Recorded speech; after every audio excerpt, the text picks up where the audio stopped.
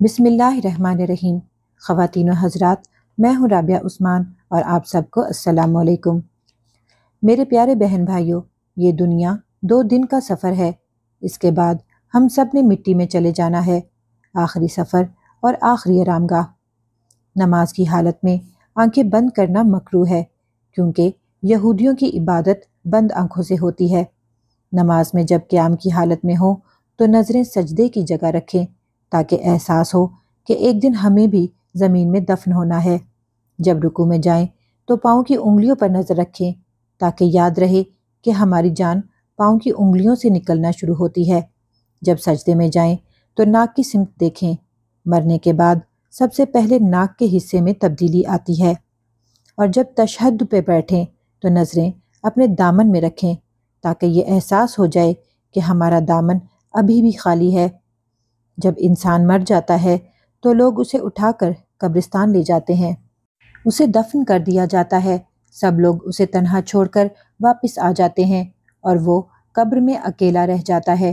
تدفین کے 1 دن بعد انسان کی آنتوں میں ایسے کیڑوں کا گروہ سرگردہ عمل ہو جاتا ہے جو مردے کے پاخانے کے راستے باہر نکلنا شروع ہو جاتے ہیں۔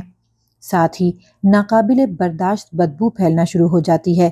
دراصل یہ دوسرے کیڑے مکوڑوں اور بچھوؤں کو مردہ کا گوشت کھانے کا اعلان ہوتا ہے۔ یہ بدبو سونگھتے ہی تمام کیڑے مکوڑے اور بچھو وغیرہ انسان کے جسم کی طرف حرکت کرنا شروع کر دیتے ہیں اور اس کا گوشت کھانا شروع کر دیتے ہیں۔ تدفین کے 3 دن بعد سب سے پہلے ناک کی حالت بدل جاتی ہے۔ 6 دن بعد ناخن گرنا شروع ہو جاتے ہیں۔ 9 دن کے بعد بال گرنا شروع ہو جاتے ہیں۔ انسان کے جسم پر کوئی بال باقی نہیں رہتا اور پیٹ پھولنا شروع ہو جاتا ہے۔ 17 دن بعد پیٹ پھٹ جاتا ہے اور دیگر اجزاء باہر نکل آتے ہیں۔ 60 دن کے بعد مردہ کے جسم سے سارا گوشت ختم ہو جاتا ہے۔ انسان کے جسم پر بوٹی کا ایک ٹکڑا بھی باقی نہیں رہتا۔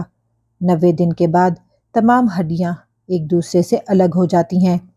1 سال بعد ہڈیاں بوسیدہ ہو جاتی ہیں۔ 2 سال بعد ہڈیوں کا وجود بھی ختم ہو جاتا ہے۔ یعنی جس انسان کو دفنایا گیا تھا 2 سال بعد اس کا وجود ختم ہو جاتا ہے۔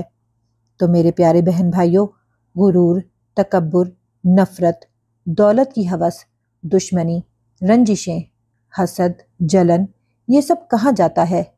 پتہ نہیں، شاید دنیا میں ہی رہ جاتا ہے۔ انسان کی حیثیت ہی کیا ہے؟ مٹی سے بنا ہے، دوبارہ مٹی میں جا کر مٹی ہو جاتا ہے۔ 5 سے 6 فٹ کے انسان کو جس قبر میں دفنایا جاتا ہے 2 سال بعد اسی قبر میں صرف مٹی ہوتی ہے۔ تو دنیا میں اکڑ کر چلنے والا، خود کو طاقتور سمجھنے والا، دنیا پر حکومت کرنے والا، اپنے آپ کو بادشاہ سمجھنے والا، اس کی حیثیت ہی کیا ہے؟ صرف اور صرف مٹی۔